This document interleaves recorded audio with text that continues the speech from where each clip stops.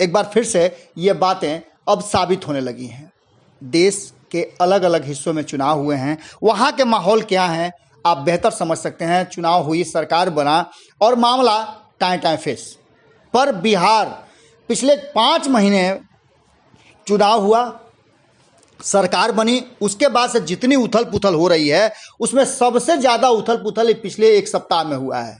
लालू प्रसाद का आगमन, उसके बाद पप्पू यादव की गिरफ्तारी, पप्पू यादव द्वारा जनसेवा के दौरान भारतीय जनता पार्टी के सांसद को एक्सपोज करना, उनके घर से एम्बुलेंस निकालना, सरकार की नीतियों का जम करके धज्जी उड़ाना, अस्पतालों का निरीक्षण करना, लोगों की सेवा करना, ये सारी चीज़ें सरकार के लिए बड़ा ही मुश्किल हो रही थी। इन सब के बीच में पप्पू यादव की गिरफ्तारी हो जाती है और गिरफ्तारी के मामले में हमने आपको बताया कि इस मामले में भी अब संदेह पैदा हो गया है कि पप्पू यादव की गिरफ्तारी फर्जी तरीके से हुई है या फिर कहा जाए मामला ही उल्टा था। अपहरण के जिस केस में उन्हें गिरफ्तार किया गया है वो अपहरण था ही नहीं। जिन लोगों के अपहरण हुए थे वो सीधे तौर पे कह रहे हैं कि हमारे संबंध तो पप्पू यादव से बहुत बेहतर है। पता नहीं ये कैसे ये सब चल रहा है। एक कन्फ्यूजन था, जिस कन्फ्यूजन के बाद ये सब कुछ हुआ है। अब इन सब के बाद पप्पू यादव की पत्नी और उनके बेटे दोनों ही फ्रेम में आ गए हैं। रंजीता रंजन ने तो नीतीश कुमार को मुख्यमंत्री आवास से बाहर सड़क पर लाने तक की बात कह दी है। अब वही रंजीता रंजन आ रही हैं पटना। उन्होंने एक ट्वीट करते हुए इसकी जानकारी दी और कहा कि पप्पू यादव ने जो काम किए थे उसे तो मैं बरकरार रखूंगी ही, वो तो होता ही रहेगा, लेकिन नीतीश कुमार के धज्जी उड़ा दूंगी, बखिया उखेड़ दूंगी, बेनकाब कर दूंगी। ये सारी बातें वो अपने ट्वीट के माध्यम से कह रही हैं और सीधे तौर पे 2-2 हाथ करने के लिए तैयार हो गई हैं। आपको बता दें कि रंजीता रंजन को सदन में आपने देखा होगा किस तरह से वो दहाड़ती हैं।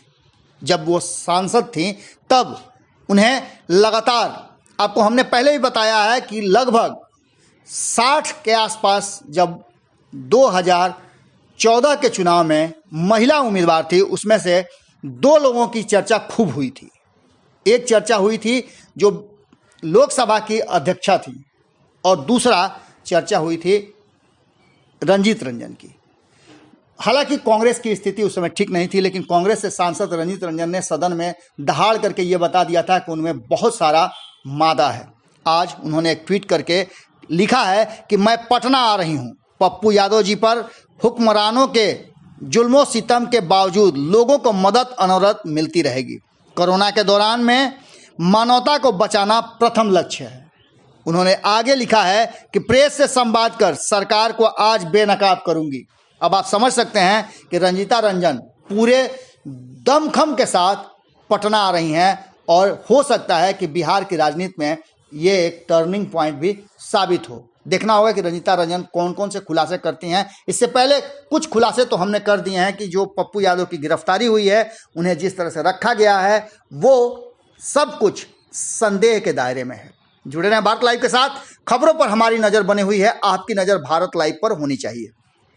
यदि आपने भारत लाइव को सब्सक्राइब नहीं किया है तो कर लें और बेल आइकॉन भी दबा दें, जिससे कि सभी खबरें आपको मुफ्त में प्राप्त होती रहे। नमस्कार।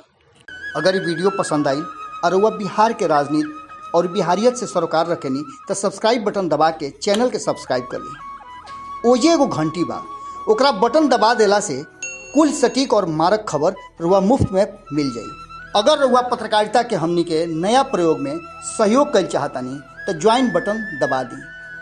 पेटीएम नंबर नोट कर ली 9386816700। धन्यवाद।